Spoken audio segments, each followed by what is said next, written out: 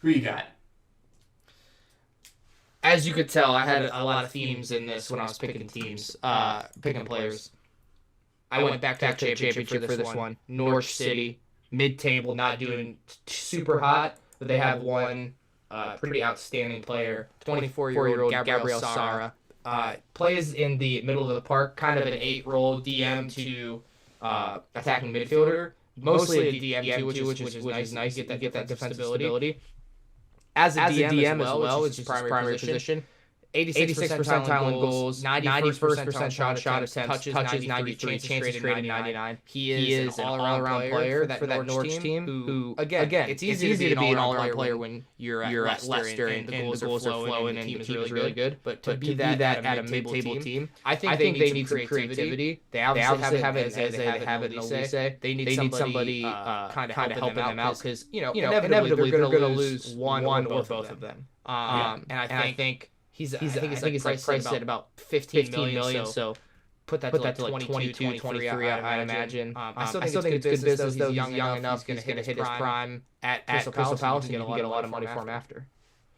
Yeah. Look, you mentioned doing the dirty work, and I think that is something that I think needs to happen at Palace, especially to be able to help out Elise and Eze. I got to pick. I think a lot of my picks are not sexy. I think a lot of my picks for this are like very kind of like, damn, why, like Keylor Navas to Forest. You had all day to think about this, and that's what you came up with. Conor Gallagher coming back to Palace, I think makes the most sense. For Palace, I think it's painfully stupid if Chelsea get rid of him, which means Chelsea probably will.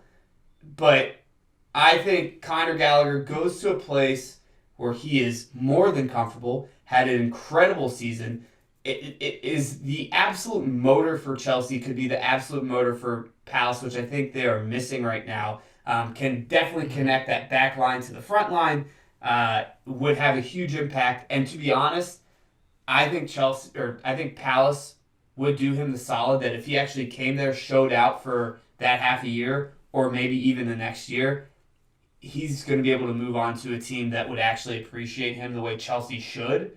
And the reason Chelsea are more than willing to get rid of him, which I'll allude to in a second, or talk about in a second here, is like when you're an academy product and you get sold, it's 100% net profit to FFP.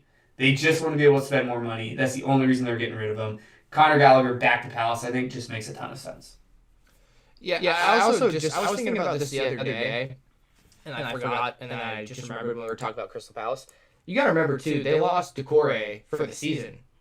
11 games in. He was their DM in the middle. And since then, they've basically been playing Richards, who is not really a DM, more of a center back there with Lerma and Eze. And I think it's like, they need defensive stability in the middle. Because I think they're two, I think Gahey and Anderson are both really good center backs. I think the other obvious place would be like right back Nathaniel Klein, like still playing. Shout out to him, but it's been a while. And then I think they get enough production from Elise, Eze, and whoever is rotating there. I mean, every time IU, I think he's not very good, and he's assist or goal every single game. It seems so. I think they just need some defensive stability to start getting some wins. Yeah, I think you and I, being a City fan and a Liverpool fan, can tell you no matter how good your team is, no matter how good your center backs are, if you don't have a DM that is up to snuff there, and you're putting all that pressure and all that weight on the center backs, it's going to crack a lot of times. 100%. And I think that's what's going on there. Michael, speaking of Liverpool,